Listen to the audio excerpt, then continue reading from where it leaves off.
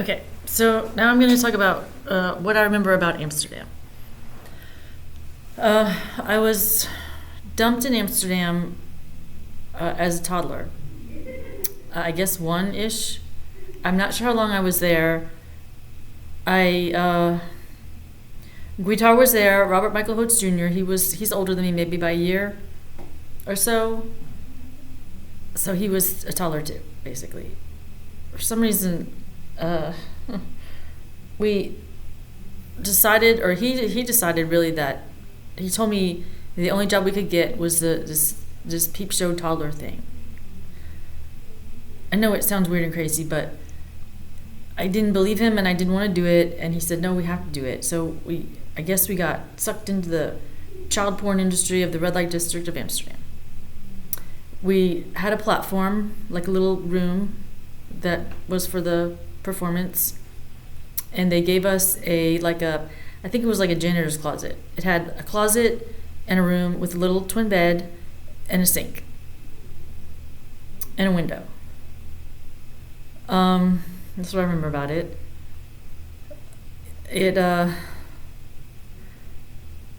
I remember, well, we were forced to get married at our home country, wherever that was. I don't know if that was child porn or not. I know that it was filmed. We were forced to consummate in front of a camera. That's what I remember. I didn't want to get married. I'm pretty sure he didn't want to get married, but we had to. So then they dump us in Amsterdam, and we're doing the peep show toddler thing. And one day I wake up glued to the platform, like hogtied. My arms are down underneath me, and I was assaulted with some sort of metal rod or something. I couldn't move. I couldn't get up. I just remember it hurt a lot, and there was blood. They ambulance, I guess they had to lift the whole platform up and take me to the hospital because they couldn't. It just hurt too much, and I guess I don't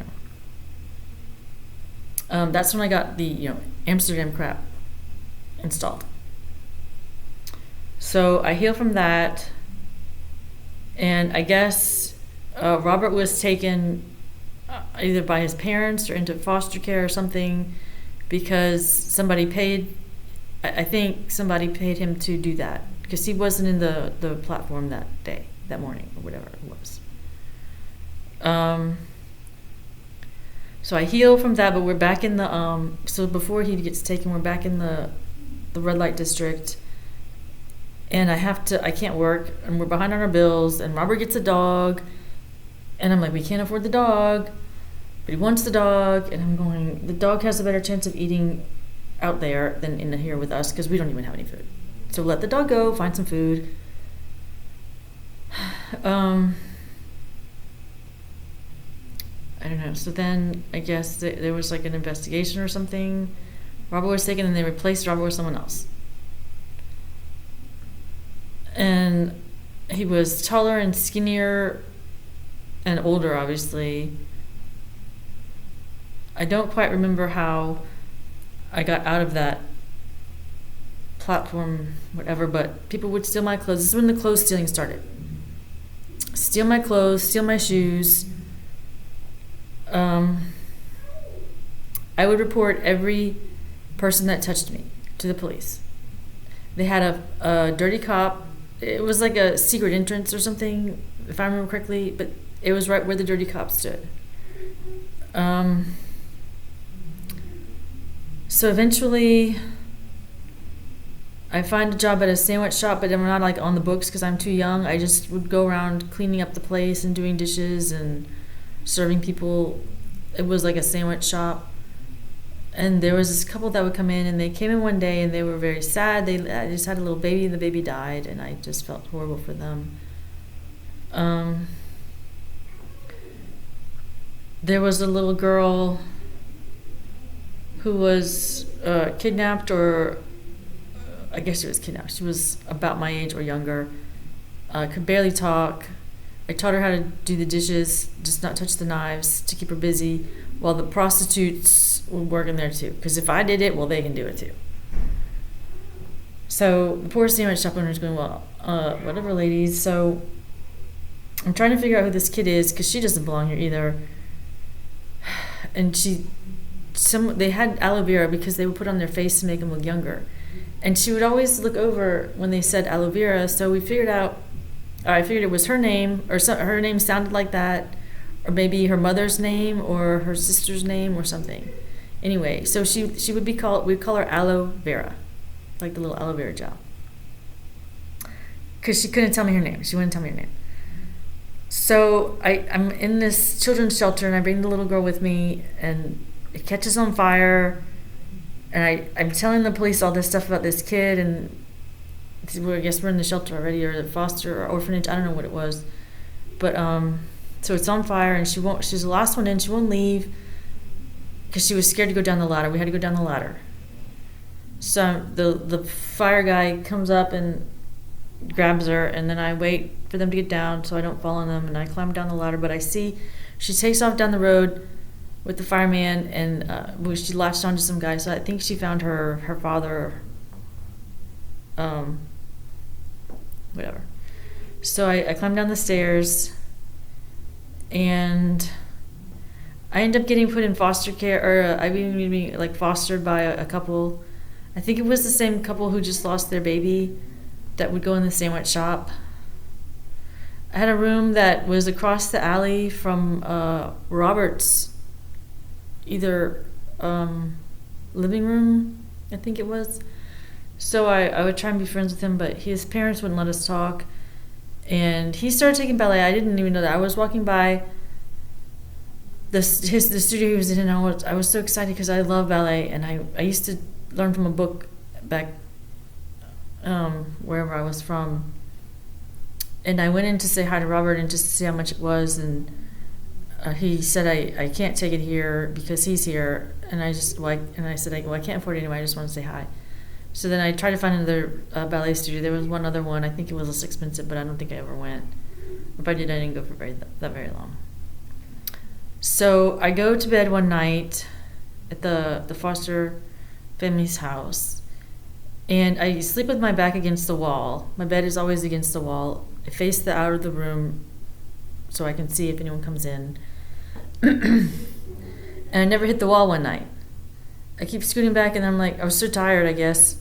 I just went to sleep. I said, well, eventually I'll just hit the wall. So in the middle of the night, I fall out of the bed. It's like 1 or 2 stories. I guess it's probably only a second story, 1 story up. So there was this I held on as long as I could.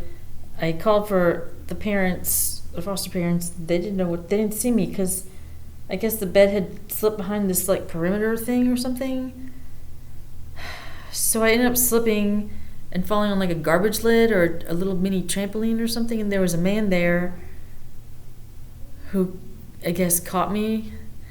But I think, I don't know, the foster parents didn't know what to think because it looks like a real wall. It looks like it's there, but it's not. You can stick your hand through it. So it's like a projection of a wall that looked real, which was weird as shit. So,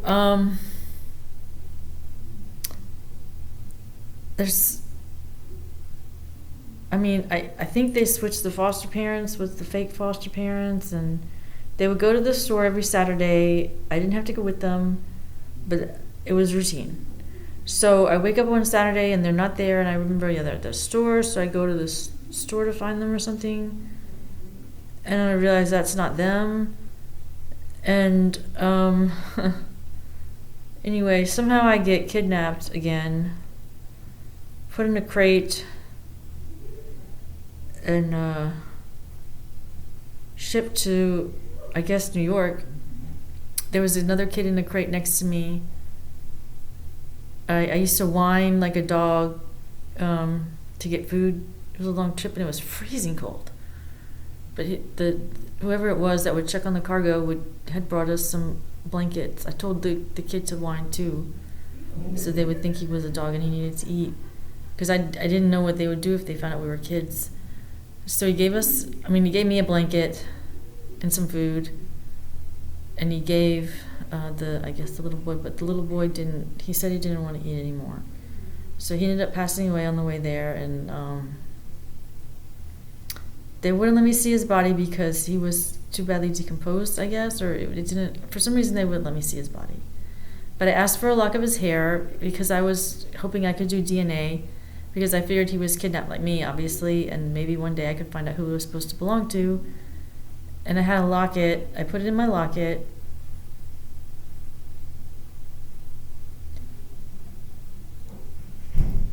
And Chuck found out, and he burned his hair and replaced it with his own hair, Chuck's hair.